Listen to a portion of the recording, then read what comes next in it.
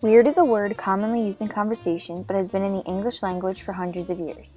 The everyday definition of weird that is often used today is usually as an adjective to describe something as bizarre, fantastic, strange, or even as a way to explain something out of the ordinary.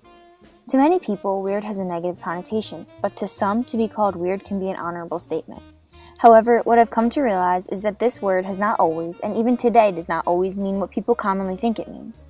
Weird originated from the word veered, an Old English feminine noun that represents fate or destiny. It was first discovered in Beowulf, the oldest epic poem in the English language, and the earliest piece of vernacular in European literature. In fact, the dictionary definition of weird represents the word as a noun meaning fate, destiny, or even a soothsayer or someone who can predict the future. With this in mind, I decided to ask around to see if my understanding of weird, being a word that describes someone that is out of the ordinary, was similar to others.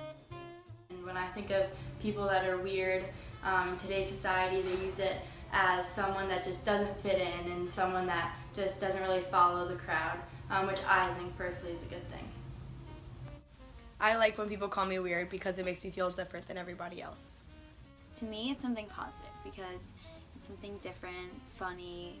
Movies, they try to portray like being weird or weirdo as like a nerd. When people use the word weird, they usually use it in a negative connotation. They usually are insulting someone or someone who doesn't really fit into the social norm. They say, oh, they're weird. You can use it for a lot of different things, but I feel like it's more associated with good things than it is bad. In 5th grade, some girl called me weird, and I was like, that's cool. After talking with people, I realized that many have a similar perspective on what this word means, but the differences in each of their definitions lie heavily on the personal ties to the word.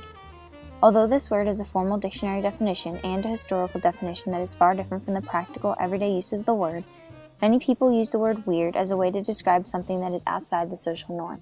So, after discovering the original definition of the word weird as originating from the word veered, I deemed it necessary to understand what veered truly means. According to the Old English language, veered does not use fate or destiny as an endpoint, but is instead something that is continually happening around us at all times. This Anglo-Saxon word represents the chance or fortune of people or things in the world, a very different meaning from how it is used in conversations today. To incorporate the original definition of this word with a new perspective, I came across a song by the popular indie rock band Glass Animals titled Veered in their album Zabba. In this song, fate is personified and represented as something that sits back and watches the character in the song try to live his life not according to fate. Fate knows that it won't end well for the character and warns him throughout the song, but eventually the character is met by fate and has to suffer the consequences of trying to escape his destiny from the beginning.